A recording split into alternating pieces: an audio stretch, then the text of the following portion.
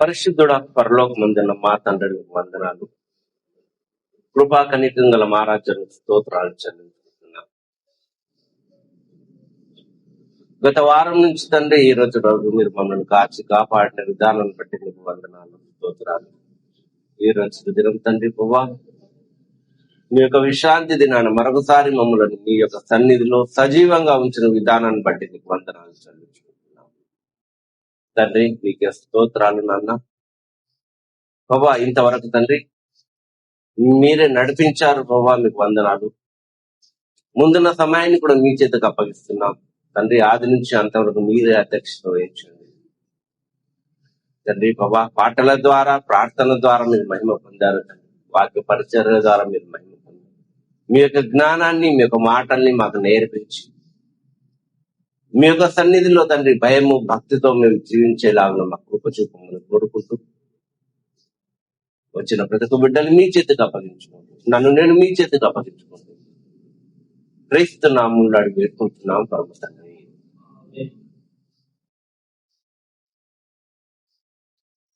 తండ్రి అయిన దేవుణ్ణి స్తుతిస్తూ కూడి వచ్చిన మీ అందరు కూడా యేసుక్రీస్తు నామములో వందనాలు చెల్లిస్తున్నాను.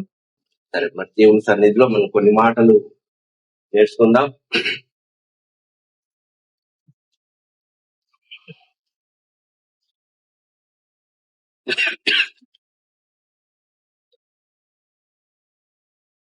దేవుడు మనిషికి కొన్ని భావోద్రేకాలు ఉంచాడు. ఆనందమని, సంతోషమని, ప్రేమ, కనికరము, దయ, ఇటువంటివి దేవుడు మనిషిలో ఉంచాడు. కోపం అనే విషయం కూడా దేవుడు మనిషిలో ఉంచాడు. ప్రతి ఒక్కరికి కూడా కోపం అనేది వస్తుంది.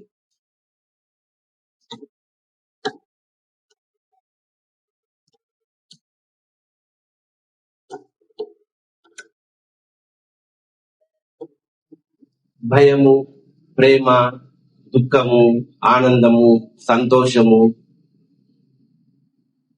దానితో పాటు కోపం కూడా మనిషికి దేవుడిచ్చాడు. మరి వీటి వల్ల మనిషికి ఎంత ఉపయోగం ఉంది, ఎంత నష్టం ఉంది, మనం వీటి విషయంలో బైబిల్ గ్రంథంలో నుంచి కొన్ని మాటలు మనం నేర్చుకుందాం. కోపం మనిషికి ఉంటే కోపం ద్వారా లాభం ఎంత ఉంది, నష్టం ఎంత ఉంది. మరి మనిషికి కోపం ఉండాలా, ఉండకూడదా? మరి కోపం ఉంటే ఆ కోపాన్ని ఎప్పుడు ఉపయోగించాలి, ఎవరి ముందు ఉపయోగించాలి, ఎందుకు ఉపయోగించాలి, మరి ఎవరెవరు కోపపడ్డారు, కోపాల వల్ల నష్టాలు ఏం జరిగాయి, మనం బైబిల్ గ్రంథంలో నుంచి కొన్ని మాటలు మనము నేర్చుకున్నాం. కీర్తనల గ్రంథము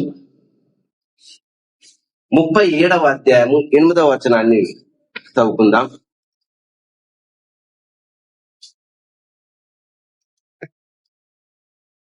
కీర్తనల గ్రంథము 37వ అధ్యాయము. కోపము మానుము, ఆగ్రహము విడిచిపెట్టుము, వ్యసన పడకము, కీడుకే కారణము.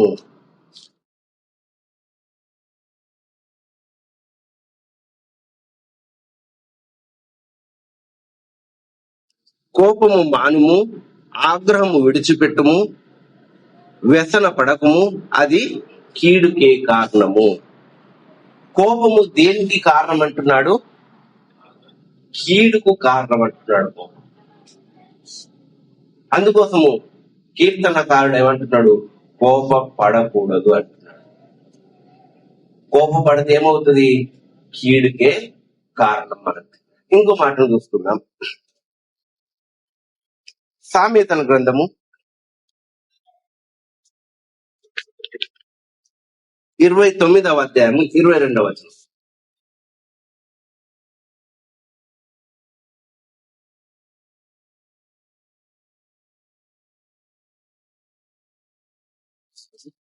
సామెతలు కోపిష్ఠుడు కలహమును రేపును. కోపిష్ఠుడు ఏం చేస్తాడట? కలహాన్ని రేపుతాడు. ఆ కోపము కీడుకు కారణమవుతుంది.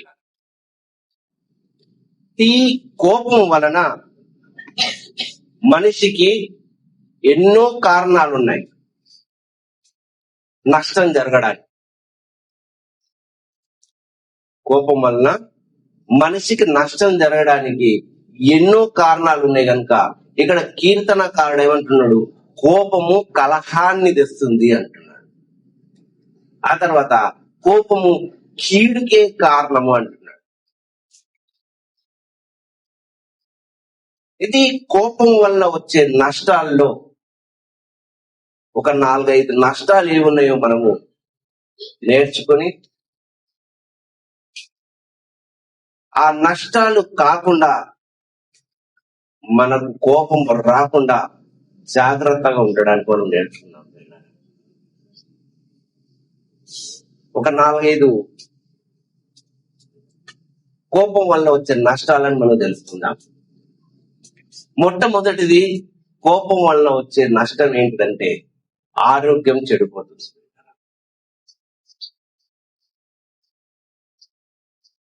కోపం ఎక్కువగా ఉండటం వల్ల మొట్టమొదటి ఏమవుతుంది? ఆరోగ్యం చెడుతుంది. ఏ విధంగా అంటే మనిషిని మనం కోపగిస్తుంటాం. ఆ కోపంలో ఏమవుతుంది? రక్తపోటు ఎక్కువగా జరుగుతుంది. రక్తపోటుతో గుండెపోటు వచ్చేస్తుంది. అందుకో చాలా మంది ఏమంటారు? కోపపడకూడదు, చల్లగుండు. ఇంట్లో మనం పిల్లల్ని కూడా బాగా కోపపడతాం. ఎంత శాంతంగా మనం ఉంటామో ఆరోగ్యం మనకు అంత శాంతంగా ఉంటుంది, మనస్తత్వం కూడా శాంతంగా ఉంటుంది, ఆలోచన మనం ఎక్కువగా ఆలోచించగలుగుతాం. మొట్టమొదటిగా ఆరోగ్యం చెడుతుంది. దీని విషయంలో కొన్ని బైబిల్ గ్రంథంలో నుంచి ఒక మాటను తీస్తాం. సామెతలు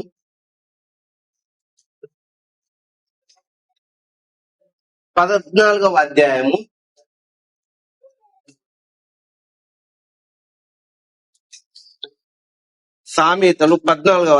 29వ వచనం.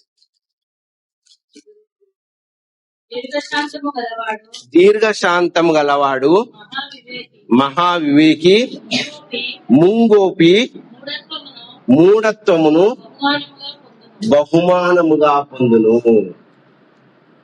మూఢత్వాన్ని ఏం చేస్తాడట?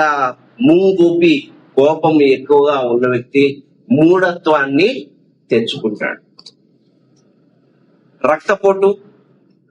రక్తపోటుతో గుండెపోటుతో పక్షవాతం కూడా వచ్చేస్తుంది. ఈ పక్షవాతం వచ్చిందంటే శరీరము నష్టమవుతుంది, ఆరోగ్యము చెడిపోతుంది.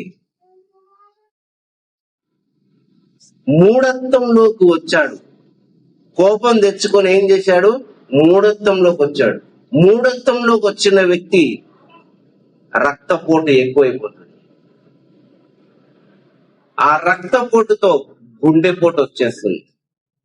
ఆ గుండెపోటుతో పక్షవాతం కూడా వచ్చేస్తుంది. రక్తం ఎక్కువగా ప్రవహించడం చాలా అయిందనుకోండి, నరాలు అనేటివి చిట్లిపోతాయి. ఆలోచన ఎక్కువగా చేశాడనుకోండి మనిషి, నరాలకు ఏమవుతుంది? ఎక్కువగా బలమైపోతుంది. రక్తం ఎక్కువగా ప్రవహించడం వల్ల నరాలు చిట్లిపోతాయి. నరాలు చిట్లిపోవడం వల్ల ఏమవుతుందంటే పక్షవాతం వచ్చేస్తుంది. కోపం వల్ల వచ్చే కారణము మొట్టమొదటిది ఏంటిది? ఆరోగ్యం చెడడము, ఆరోగ్యం క్షీణించడము. రెండో మాట తెలుసుకుందాం.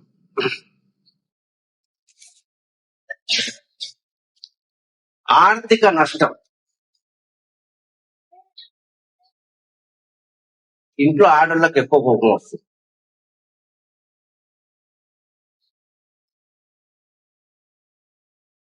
చెప్పిన పని ఏదైనా వస్తువు భర్త తీసుకురాలేడు అనుకోండి, ఆడోళ్ళకి కోపం బాగా వస్తుంది.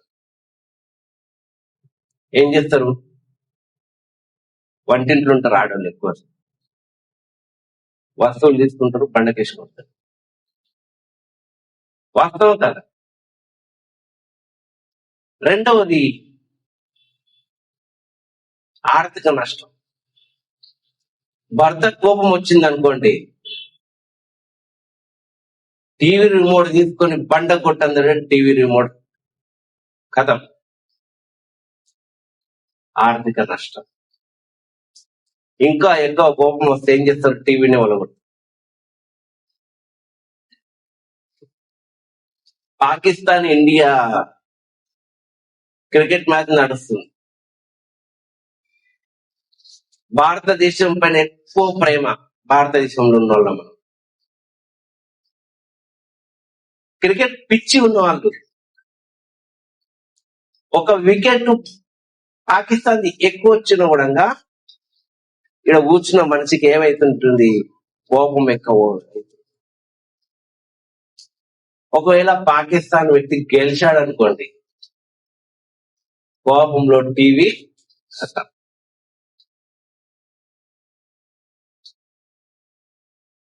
వంటింట్లో ఉన్న వస్తువులు ఆడోళ్ళ చేతితోటి ఖతం.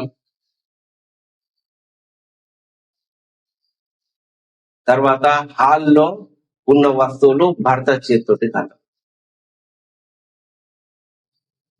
అంటే రెండవది ఆర్థిక నష్టం. మొదటిది చెప్పండి, మొదటిది ఆరోగ్య నష్టం, రెండవది ఆర్థిక నష్టం. ఒక వాక్యాన్ని చూసుకుందాం బైబిల్ గ్రంథంలో నుంచి. సంఖ్యాకాండము 20వ అధ్యాయము 12వ.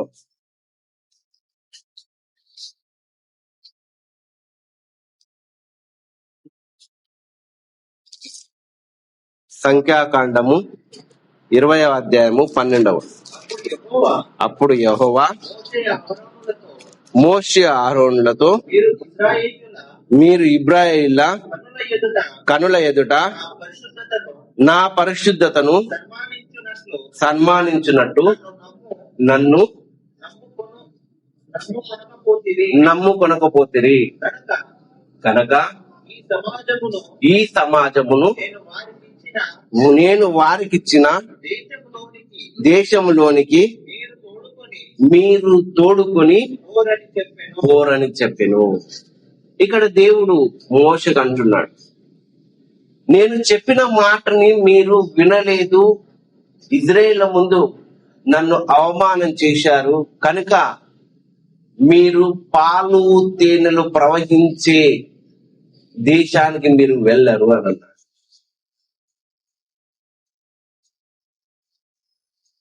మోషే ఏం తప్పు చేశాడు అక్కడ? బైబిల్ చదివినరా అందరు? బైబిల్ చదివినరా?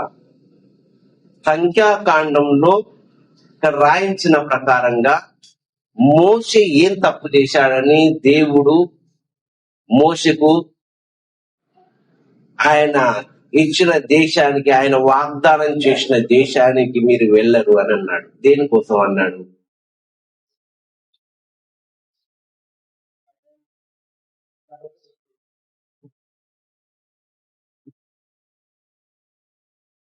చెప్పండి. నేను చెప్పిన మాట మీరు వినలేరు అని అన్నాడు. ఇశ్రాయేళ్లకు దాహమైనప్పుడు మోషేను వారు అడిగితే దేవుడి దగ్గరికి వెళ్ళి ఆయన మాట్లాడినప్పుడు ఏమన్నాడంటే, బండతో నువ్వు మాట్లాడు అని అన్నాడు. ఆ సమయంలో మోషే ఏం చేశాడు? అలవాటు ప్రకారంగా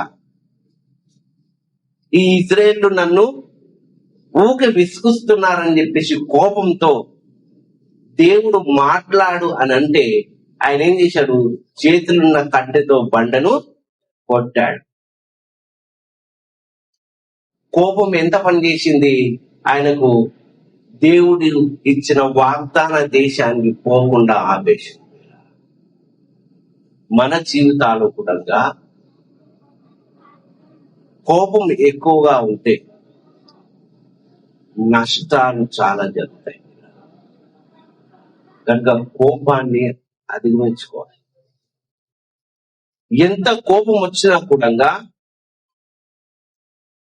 కోపాన్ని ఆపుకునే ప్రయత్నం చేయాలి. 1, 2, 3, 4 అని చెప్పి 100 సార్లు చదవాలి. కోపం వచ్చిన కోపం చల్లారు. కొంతమంది ఏం చేస్తారు? కోపంతో గోడకి గుద్దుకుంటారు. ఆ గోడ గుద్దుకోవడం ఏమిటి? గోడ వలిగిపోతుంది, లేక మన చేతి వలిగిపోతుంది. మనకే నష్టం కదా, ఆరోగ్య నష్టం కదా. మనకు నెత్తి గోడ గుద్దుకుంటారు, నెత్తి బండ గుద్దుకుంటారు. కోపం వస్తే పిల్లల్ని బాగా కొడతారు, అది కూడా మనకు నష్టం. మళ్ళా పిల్లవాడు ఆరోగ్యం బాగాలేదంటే తీసుకొని పోయి మళ్ళీ హాస్పిటల్కి తీసుకెళ్ళాలి. మనం మన చేతులు ఏమన్నా అయిందంటే మళ్ళీ హాస్పిటల్కి వెళ్ళాలి. ఆర్థిక నష్టం కోపం వల్ల మనకు వచ్చేవి ఈ నష్టాలు. ఇంకా కొన్ని 2-3 చూసుకుందాం. 3వది పరువు నష్టం. సంఘంలో మనము ఎంతో పరిశుద్ధంగా ఉంటాం. మనం సంఘానికి వచ్చినాం, ఇంటి దగ్గర మాత్రం కొట్లాటలు బాగుంటాయి. మన ఇంట్లో కొట్లాటలు అవుతున్నాయి అనుకోండి, పక్కింటోడు దేవుడిని నమ్మలేడు. అటువంటిప్పుడు ఏమంటాడు? దేవుడిని నమ్ముకున్నా అంటారు, ఇంతగానం కొట్లాడతారు ఇద్దరు భార్య భర్తలు. అప్పుడు ఏమైతుంది? మన పరువు పోతుంది. మొదటిది ఆరోగ్య నష్టము, 2వది ఆర్థిక నష్టము, 3వది పరువు నష్టం. వాక్యాన్ని చూసుకుందాం. ప్రసంగి 7వ అధ్యాయము 9వ వచనం.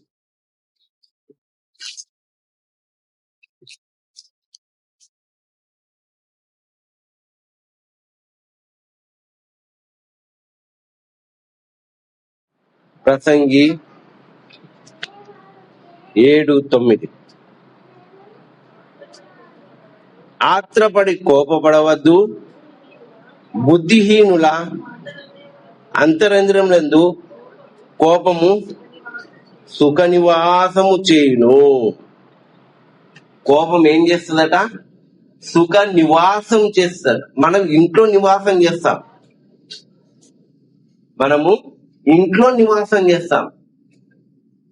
కానీ కోపం ఏం చేస్తుందట? మనలో నివాసం చేస్తుందట. ఇక మనలో నివాసం చేసినప్పుడు ఏమవుతుంది? కోపం మనలో నివాసం చేసినప్పుడు ఈ నష్టాలు జరుగుతూ ఉంటాయి. కోపం వల్ల పరువు పోతుంది, 2వది ఆర్థిక నష్టం అవుతుంది, 3వది శరీర నష్టం అవుతుంది. కనుక కోపాన్ని మాత్రము ఉంచుకోకూడదు అంటున్నాడు దేవుడు. మనసుకి ఇచ్చాడు అన్ని, సంతోషం ఇచ్చాడు, ఆనందం ఇచ్చాడు, ప్రేమ ఇచ్చాడు, కరుణ, దయ, ఈర్ష, కోపము, ఇవన్నీ కూడా మనిషిలో ఇచ్చాడు. వాటిని ఏ విధంగా వాడుకోవాలి? మనకు నష్టం కాకుండా, మన పరువు పోకుండా, ఆరోగ్యం చెడకుండా చూసుకోవాలి. అందుకోసమే కోపం ఏమన్నాడు? మొట్టమొదట మనం చదువుకున్నాము, కీడుకు కారణము అన్నాడు. కోపం దేనికి కారణమట? కీడుకు కారణము. ఆ తర్వాత ఏమంటున్నాడు? కలహాన్ని తెస్తుందట. కోపం ఏం తెస్తుంది? కలహాన్ని తెస్తుంది. భార్య కోపంగా ఉంటే భర్త శాంతంగా ఉండాలి. ఒకవేళ భర్త కోపంగా ఉన్నాడు అనుకోండి, భార్య శాంతంగా వచ్చి నీళ్లు తెచ్చి ఇవ్వాలి. నీళ్లు తాగే వరకు ఆయన కోపం ఏమవుతుంది, శాంతం. కానీ స్త్రీల కోపం తొందర శాంతం కాదు. స్త్రీల కోపము తొందరగా శాంతం కాదు. షాపింగ్కి వెళ్దాం అనే వరకు కదా సర్రని తిరిగిపోతుంది వాళ్ళకు.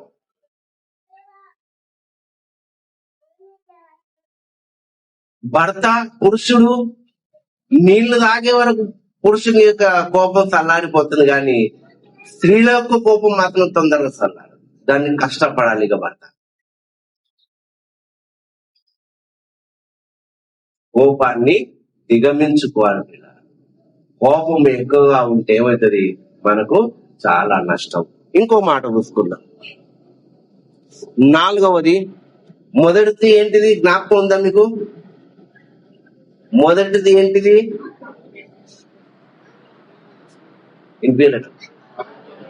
ఆరోగ్య నష్టం. 2వది ఆర్థిక నష్టం. 3వది పరువు నష్టం. 4వ విషయం చూడండి, ప్రాణ నష్టం. కోపం వల్ల ప్రాణ నష్టం. చాలా మంది కోపంతో ఏం చేసుకుంటారు, ఆత్మహత్యలు చేసుకుంటారు, చెరువులో పడతారు, ఉరేసుకుంటారు. ఇది కోపానికి కారణం. బైబిల్లో కోపంతో ఒక వ్యక్తిని చంపేశాడు. అన్నదమ్ములే. అన్న ఏం చేశాడు, తమ్ముణ్ణి చంపేశాడు కోపంతో. కోపంతో మోషి కూడా ఒక వ్యక్తిని చంపేశాడు. కనుక కోపాలు ఉండకూడదు. ఆది కాండంలోని మాట మనం చూసుకుందాం. 4వ అధ్యాయము 8వ వచనం.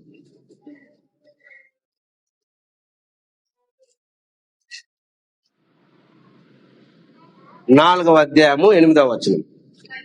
కయీను తన తమ్ముడైన హేబేలుతో మాటలాడెను. వారు పొలంలో ఉన్నప్పుడు కయీను తన తమ్ముడైన హేబేలు మీద పడి అతనిని చంపెను. చంపేంత కోపం ఎందుకు ఈ తమ్మునికి, అన్నకు? చేసిన తప్పు తానే. దేవుడు ఆయన యొక్క గిఫ్ట్ను అంగీకరించలేదు. తమ్ముడు ఇచ్చిన గిఫ్ట్ను దేవుడు అంగీకరించాడు, తను ఇచ్చిన గిఫ్ట్ను దేవుడు అంగీకరించలేదు. మరి దాని విషయంలో తమ్ముడిని చంపే అవసరం ఏంటిది? దేవుని దగ్గరికి వెళ్ళి, అయ్యా నాది తప్పు జరిగిందని చెప్పేసి దేవునికి క్షమాపణ కోరితే అయిపోతుంది కదా. అంటే ఆయనలో ఏముంది, కోపం. కోపాన్ని ఎక్కువగా తెచ్చుకున్నాడు. ఏం చేశాడు, తమ్ముని చంపేశాడు. ప్రాణ నష్టం జరిగింది. ఎస్తేరు గ్రంథంలో కూడా హామాను మొర్దెకైకి చంపడానికి ప్రయత్నం చేశాడు. తన ప్రాణాన్ని తను పోగొట్టాడు. కోపం. నాకు వందనాలు చేయలే, చిన్న మాటలు. దేవుడు అంగీకరించలేదు చిన్న మాటలు. కానీ మనిషిలో చిన్న విషయమైనా కోపిస్తూ ఉన్నప్పుడు ఆ చిన్న విషయమైనా మనిషికి ఏమైతుంది, పెద్దగా అయిపోతుంది. మొన్న న్యూస్ లో 10 రూపాయల కోసము చంపేసేటట్టు అవుతుంది మన క్రైస్తవుడు. నిన్న అబ్రాహ్మ్ అన్న తర్వాత అనిల్ అన్న వచ్చారు ప్రార్థనకు అక్కడికి భివండికి. క్రైస్తవుడైనట ఆయన. అబ్రాహ్మ్ అన్న ఊర్లో ఉంటాడు. 10 రూపాయల కోసం ఆయన చంపేశాడు. అంటే కోపము ఎంత చిన్న విషయాన్నైనా ఏం చేస్తుంది? కోపము పెద్దగా తీసుకొని వస్తుంది. హత్యలు చేయడం, ఇవి కోపం వల్ల కలిగే కారణాలు. కనుక కోపాన్ని ఎప్పుడు కూడా మనలో ఉంచుకోకూడదు. చిన్న చిన్న కారణాలు కోపాన్ని పెద్దగా చేసుకుంటే ఆర్థిక నష్టాలు, శారీరక నష్టాలు, పరువు నష్టము, తర్వాత చివరిది ఏంటిది? ప్రాణ నష్టం. లాస్ట్ ఒకటి చెప్తాను, ఆత్మ నష్టం కూడా జరుగుతుంది. ఈ కోపం వలన ఆత్మ నష్టం కూడా జరుగుతుంది. ఒక మాట చూసుకుందాం. అపోస్తల కార్యము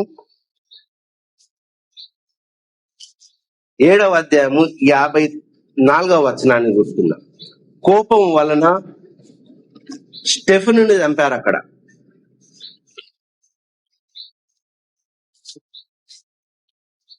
అపోస్తల కార్యము 7వ అధ్యాయము 54వ వచనం. వారి మాటలు విని కోపముతో మండిపడి అతను చూచి, అయితే అతడు పరిశుద్ధాత్మతో నిండిన గలవాడై ఆకాశం వైపు తేరి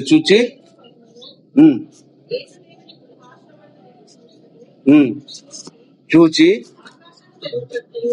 ఆకాశము తెరవబడుటయు మనుష్య కుమారుడు దేవుని కృపాసనందు నిలిచి ఉండుటయు చూచుచున్నానని చెప్పాను. ఇక్కడ స్టెఫెన్ ని కోపముతో చంపారు. దేవుని నేను చూస్తున్నాను అని అన్నాడు ఆయన. యేసుక్రీస్తు దేవుని పక్కన నిలబడి చూస్తున్నాడు అని చెప్పారు. ఆ చెప్పినప్పుడు యూదులందరూ కూడా కోపంతో ఏం చేశారు? ఆయనని రాళ్లతో కొట్టించంటారు. ప్రాణ నష్టమైంది అక్కడ. కోపం ఈ రోజుల్లో కూడా యేసుక్రీస్తుకు సువార్త చెప్పడానికి వెళ్ళినప్పుడు కోపంతో ఎంతో మందిని చంపిన వార్తలను మనం విన్నాం. ఎంతో మంది దాతలను చంపారు, అది మనకు తెలుసు. కోపం మనిషికి ప్రాణ నష్టాన్ని కూడా తెస్తుంది పిల్లారా. ఇంకో మాట చూసుకుందాం. సామెతల గ్రంథము 19:19.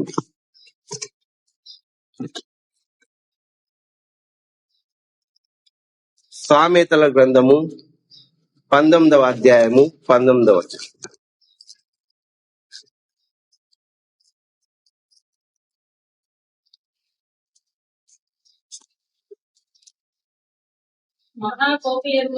మహాకోపియగువాడు దండన తప్పించుకొనడు, వాని తప్పించి వాడు మరలా కోపించుచు ఉండును. దండన తప్పదట కోపిష్ఠునికి. ప్రాణ నష్టం జరిగినప్పుడు కంప్లైంట్ అవుతుంది, ఆయన తీసుకొని పోయి జైల్లో వేస్తారు. దండన, ప్రాణ నష్టం జరిగింది కనుక ఆయనకు దండన తప్పదు. అంటే కోపం వలన దండన వచ్చేసింది. అక్కడ ప్రాణం పోయింది, ఇక్కడ మరి ఈ వ్యక్తికి దండన గుణంగా వచ్చేసింది. కనుక కోపాలు ఉండకూడదు మనిషిలో. ఇక చివరగా ఆత్మ నష్టం. ఆత్మ నష్టం వల్ల ఏం జరుగుతుంది చూద్దాం. గలతీలకు రాసిన పత్రిక 5వ అధ్యాయము 20-21 వచనం.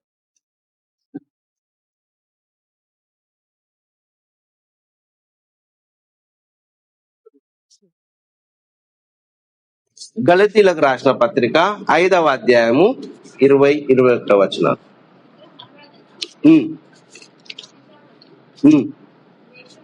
ద్వేషములు, మత్సరములు, క్రోధములు, కక్షలు, వేదనలు, ఉన్నతములు, అసూయలు, ఆ, మొదలైనవి వీటిని గురించి ప్రకారము ఇట్టి వాటిని చేయువాడు దేవుని రాజ్యమును స్వతంత్రించుకోరని మీతో స్పష్టముగా చెప్పుతున్నాను. ఆత్మ నష్టం జరిగినప్పుడు మనిషి దేవుని యొక్క రాజ్యానికి వెళ్ళడు. ఆత్మ నష్టం వల్ల దేవుని యొక్క రాజ్యాన్ని స్వతంత్రించుకోరు. ఇక రెండవది, ఎఫెసీయులకు రాసిన పత్రిక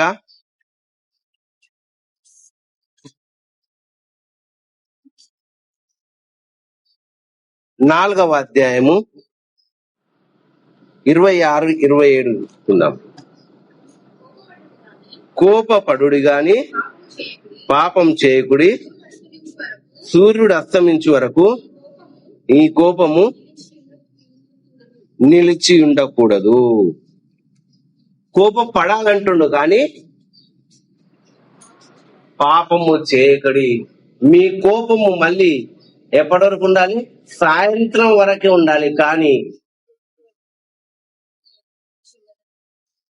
అది నిలిచి ఉండకూడదు. కోపం వలన చాలా నష్టాలు ఉన్నాయి. ఇది కొన్ని మాటలు మనం బైబిల్ గ్రంథంలో చూశాను నేను. ఈ కోపాన్ని దిగమించుకోవాలి. కోపము కీడుకే కారణం అంటున్నాడు. కోపము కలహాన్ని రేపుతుంది అంటున్నాడు. కోపం వలన ఆర్థిక నష్టము, శరీర నష్టము, తర్వాత అవమానాలు, ప్రాణ నష్టము, ఆత్మ నష్టము, ఇవన్నీ కూడా కోపాల వల్లనే జరుగుతుంది. ఇంకోటి, దేవుని నీతి కూడా జరగనీయదని. దేవుని పనిలో కూడా ఆటంకం జరుగుతుంది ఈ కోపం వల్ల. కనుక మనిషికి అనేది కోపం ఉండకూడదు. ఈ దేవుని యొక్క నీతిని జరగనీయదు. అది కొన్ని వాక్యాల నుంచి మనం నేర్చుకుందాం. 2 వాక్యాలు ఉన్నాయి, ఆ వాక్యాలు చూస్తాం. దేవుని పని ఆగిపోతుందట కోపం వల్ల. యాకోబు రాష్ట్ర పత్రిక 1వ అధ్యాయము 20వ వచనాన్ని చూస్తున్నాం.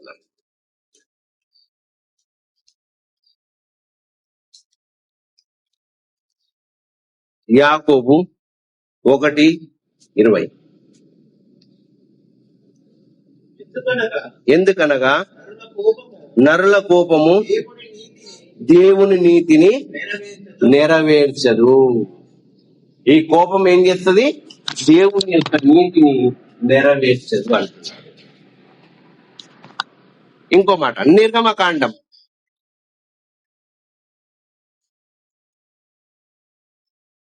32వ అధ్యాయము 19వ వచనం.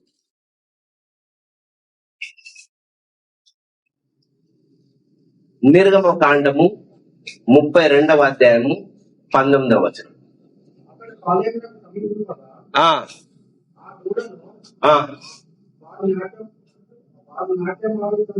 నాట్యమాడుటను చూచెను.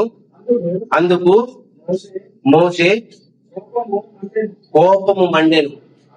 అతడు కొండ దిగువను తన చేతులలో నుండి ఆ పలకలను పడవేసి వాటిని పగలగొట్టెను. కోపం వలన మోషే ఏం చేశాడు?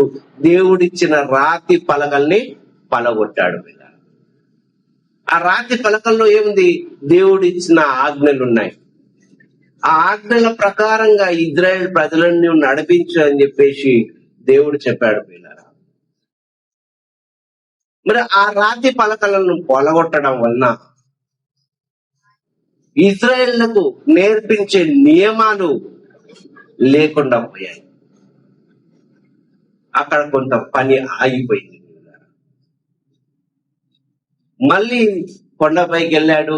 మళ్ళీ దేవుడు ఆ పలకల పైన ఆజ్ఞలు రాసిచ్చాడు, తీసుకొని వచ్చాడు. కానీ మొట్టమొదటిసారి మాత్రం కోపం వల్ల ఏం చేశాడు ఆయన? రాతి పలగల్ని పలగొట్టాడు, దేవుని యొక్క ఆజ్ఞల్ని పలగొట్టాడు.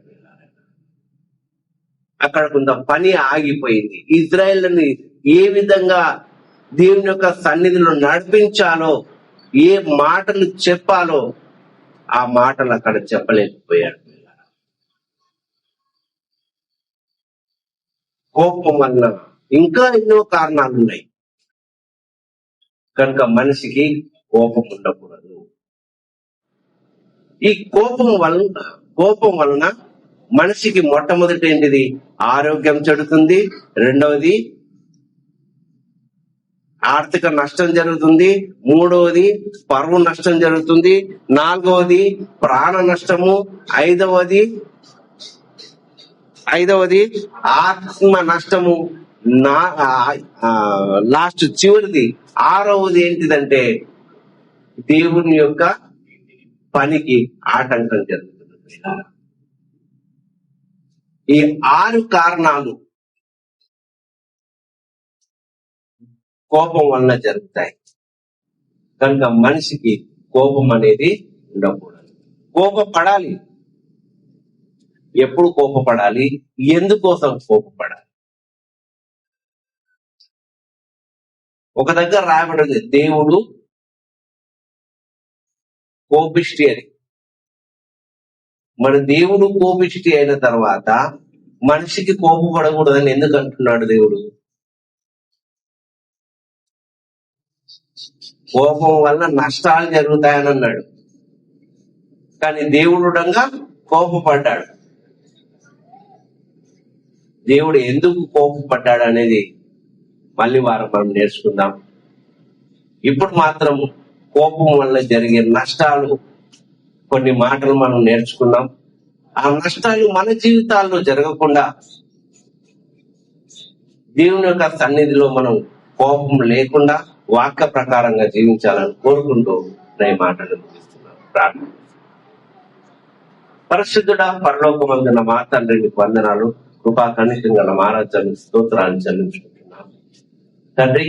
మరి ఈ సమయంలో వాక్య పరిచయంలో కొన్ని మాటలు మీరు మాకు నేర్పించారు తండ్రి. కోపం వలన కీడు జరుగుతుంది, కలహం జరుగుతుంది అని అన్నావు.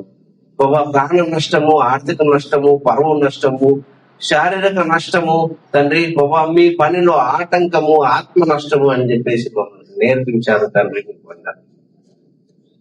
మీ యొక్క మాటల ప్రకారంగా మేము జీవించి మాలో కోపం లేకుండా మీ యొక్క సన్నిధిలో మేము స్థిరంగా ఉండి మీ ఆజ్ఞాన ప్రకారంగా మేము జీవించడానికి మా కృప చూపమని కోరుకుంటూ ఈ మాటలను మీరు నేర్పించారు. ప్రతి ఒక్క హృదయాలు నాటబడే సహాయం తెచ్చుకుని కోరుకుంటూ క్రైస్తున్నాము నేర్పుతున్నాం పరమ తండ్రి.